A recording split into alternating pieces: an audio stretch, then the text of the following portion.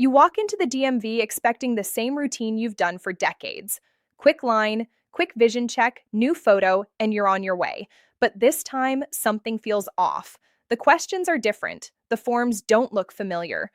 The clerk pauses, looks at your file a little longer than expected, and suddenly you're being told you need additional testing and maybe even medical clearance. Just like that, what should have taken 20 minutes turns into hours. And worse, you leave without a renewed license. No warning, no preparation, just confusion and a growing question in your mind. What changed? Because something has changed. Quietly across the country, new DMV rules have been rolling out, rules that are catching drivers over 65 completely off guard. And here's the problem. Most people don't find out until they're already standing at the counter under pressure with no time to fix it. Some are being asked to pass new types of vision tests they've never seen before. Others are losing access to online renewals entirely. And in some cases, people are being told they now need a doctor's approval just to keep driving. The worst part, one small misstep, one missing document, one failed screening, and you could be sent home without your license, stuck in a process you didn't even know existed. Hi, I'm Sophia, and today I'm going to walk you through exactly what's happening so you're not one of those people caught off guard. Because this isn't about fear, it's about preparation. In the next few minutes, I'll break down the three major rule changes affecting drivers over 65, explain why they're happening, and most importantly, show you exactly what you can do right now to avoid delays, extra costs, or losing your driving privileges altogether. And there's one change in particular that's surprising a lot of people, not because it's new, but because of how much stricter it's become. Once you understand that, everything else starts to make a lot more sense, and it could save you a major headache the next time you walk into the DMV. Before we get into the first rule, it's important to understand why all of this is happening in the first place, because without that context, these changes can feel random, frustrating, even unfair. The reality is they didn't come out of nowhere. Over the past several years, transportation and safety agencies have been tracking patterns in roadway incidents, and one trend started getting attention. Certain types of accidents were increasing among older drivers, particularly those over 75. Not reckless driving, not speeding, but situations tied to things like reduced peripheral vision, slower reaction time, and difficulty seeing clearly in low light conditions. Now, that doesn't mean older drivers are unsafe. In fact, many are far more experienced and cautious than younger drivers. But from a policy standpoint, states began looking at how to reduce risk in very specific scenarios. And that's what led to the changes you're seeing now. So when you walk into the DMV and things feel stricter, it's not arbitrary. It's part of a broader shift toward more detailed evaluations. And that brings us to the first major rule change, which is catching more people off guard than anything else right now: enhanced vision screening. Now, if you're thinking, I've been doing vision tests at the DMV for years, you're absolutely right. But what's changed is the depth of that test. It's no longer just about reading letters or numbers off a chart. In many states, especially for drivers over 65, the screening now goes several layers deeper. They're looking at your peripheral vision, how well you can see things off to the side without turning your head. They're measuring depth perception, which affects how accurately you judge distance between vehicles. And there's one category that's becoming especially important: contrast sensitivity. That's your ability to distinguish objects from their background, particularly in low light situations. Think about driving at dusk in the rain or spotting a pedestrian wearing dark clothing at night. You might technically have good vision on a standard chart, but if your contrast sensitivity is reduced, those real-world situations become much more dangerous. And that's exactly what these new screenings are designed to detect. Here's where this becomes very real for you. If you don't pass one part of this enhanced screening, you won't necessarily walk out with a renewed license that day. Instead, you may be given a conditional approval, meaning you'll have to schedule a full eye exam with a licensed specialist, have them complete specific paperwork, and submit it back to the DMV before your renewal can be finalized. That process can take weeks. It can involve extra appointments, additional costs, and a lot more time than most people expect. And this is where many people run into trouble. They assume it'll be quick, show up unprepared, and then get stuck in a delay they could have avoided entirely. So here's the practical move that makes all the difference. Don't let the DMV be the first place your vision gets tested. If your license renewal is coming up within the next few months, schedule a comprehensive eye exam ahead of time. Ask specifically about peripheral vision and contrast sensitivity. If there's an issue, you'll have time to address it, whether that's updated lenses or treatment before it becomes a problem at the counter. That one step alone can turn a stressful, uncertain experience into a smooth, predictable one. And if you're finding this helpful so far, make sure you're following along because these kinds of updates can change quickly, and staying ahead of them is what protects your independence. Now, as impactful as this vision rule is, it's only the first piece of the puzzle. The second change is the one that's quietly reshaping the entire renewal process. And for many people, it's turning what used to be simple into something far more demanding. The second rule change is where the experience really starts to shift.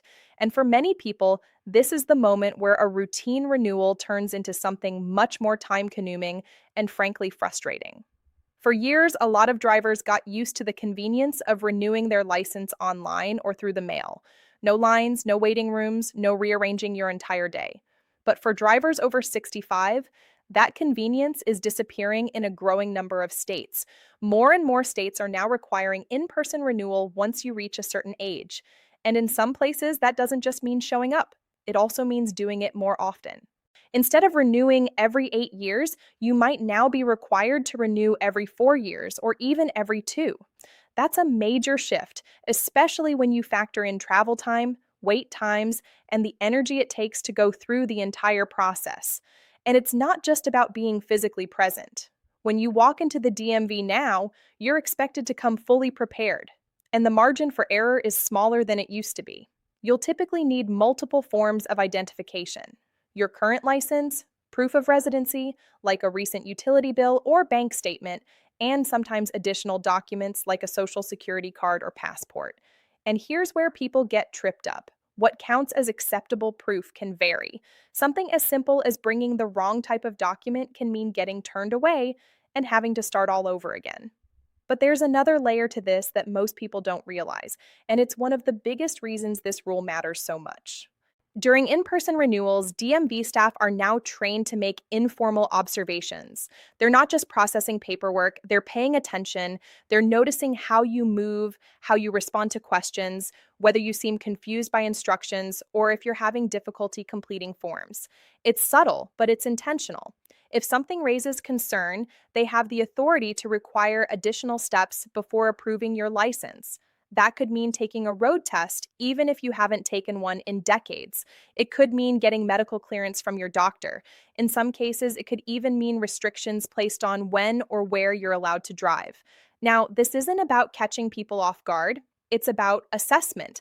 But if you don't know what's happening, it can feel exactly like that. So here's how you stay ahead of it. Treat your DMV visit like something you prepare for, not something you squeeze into your day. Bring every required document in an organized folder. Give yourself extra time so you're not rushed or stressed. Answer questions clearly and take your time filling out forms. And if you use any kind of mobility support, a cane, a walker, use it confidently. It's far better to be seen moving safely than struggling without assistance, because when you approach it prepared and composed, the entire experience changes. You're no longer reacting, you're in control. Now, as impactful as this second rule is, the third one is where things become much more personal. This is the rule that's creating the most confusion, the most delays, and in some cases, the most difficult decisions. Because now, it's not just the DMV evaluating you, it's your doctor. In a growing number of states, drivers over a certain age, often 70 or 75, are now required to submit medical certification as part of their license renewal. And this isn't just a quick note saying you're in good health. This is a detailed state-issued form that your physician has to complete addressing specific aspects of your physical and cognitive condition and how they relate to your ability to drive safely. They're looking at things like diabetes, especially if there's a risk of low blood sugar episodes, cardiovascular conditions such as a history of heart attack or stroke, neurological concerns, including memory issues or early cognitive decline. sleep disorders, medications that may cause drowsiness, even anxiety or pain treatments that could affect reaction time. It's thorough and it's taken seriously. And here's the key point: your doctor is legally and ethically responsible for what they put on that form. That means they're not going to simply sign off unless they're confident in your ability to drive safely. If they have concerns, they're required to document them, and that can lead to additional steps, restrictions, or closer monitoring from the DMV. This is where a lot of people feel blindsided.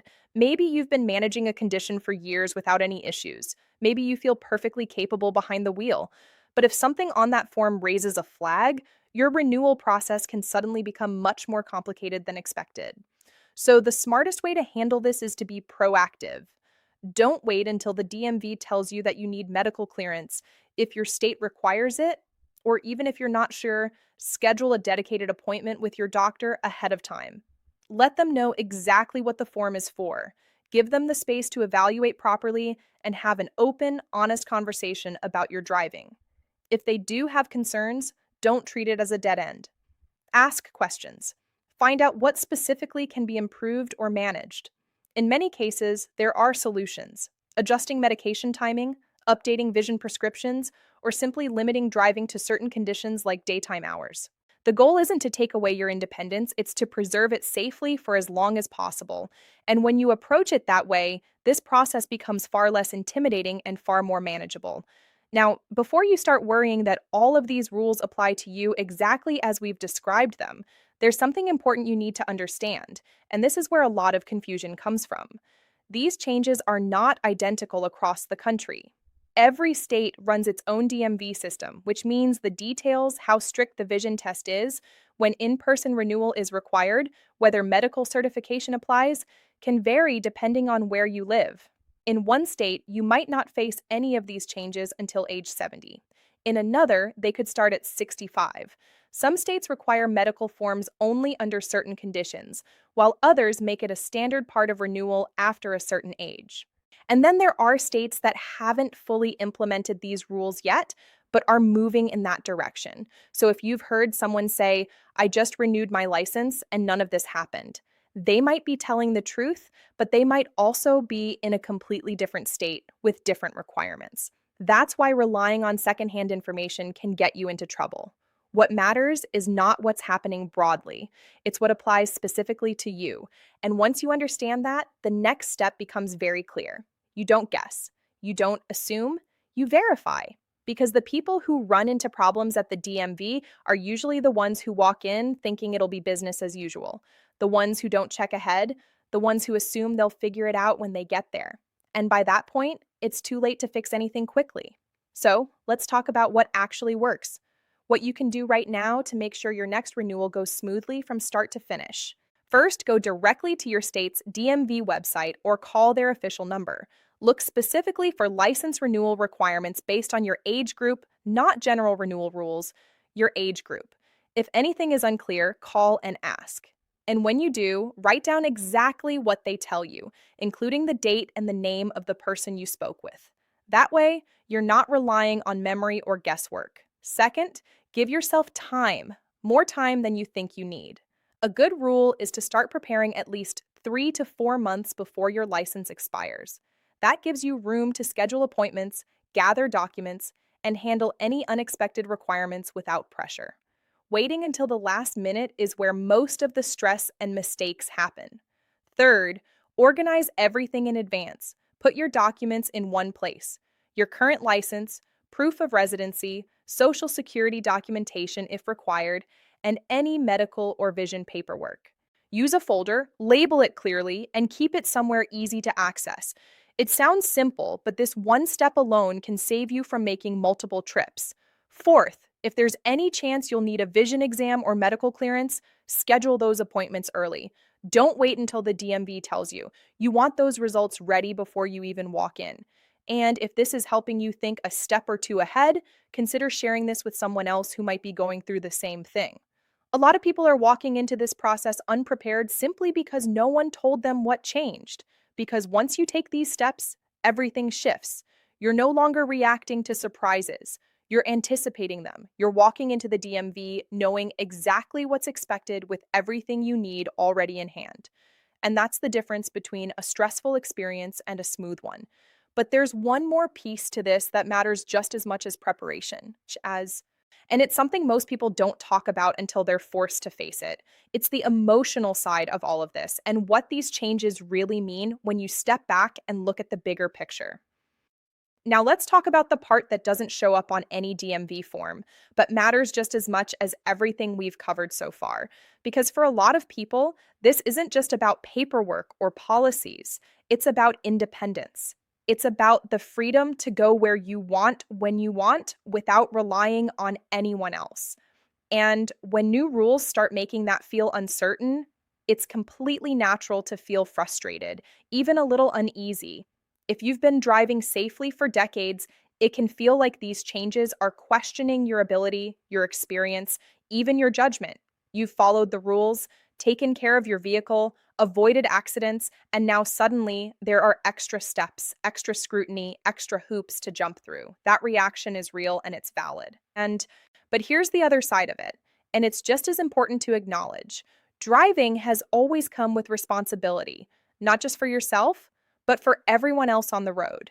And as conditions change, whether it's vision, reaction time, or health, those responsibilities don't go away. They become more important.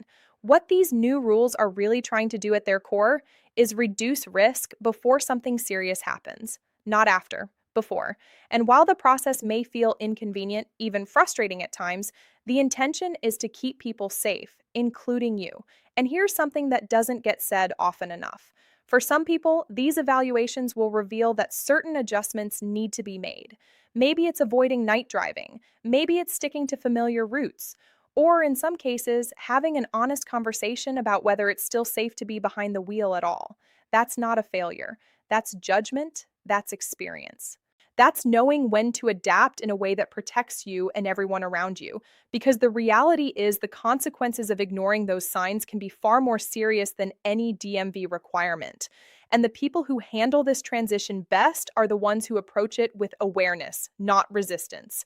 So instead of seeing these changes as something being taken away, think of them as something you can navigate with the right preparation, the right mindset, and the right information. And that brings us back to where we started. The difference between walking into the DMV confident and walking out confused often comes down to what you knew before you got there. Now you know what's changed. You know what to expect. And more importantly, you know exactly what to do next. Take a few minutes today, just a few, and check your state's requirements. Look at your license expiration date. Start preparing early if it's coming up soon. Get your documents in order. Schedule any appointments you might need. Do it now while there's no pressure, because when the time comes, you won't be guessing. You won't be scrambling. You'll be ready. And that's how you protect not just your license, but your independence, your confidence, and your peace of mind every time you get behind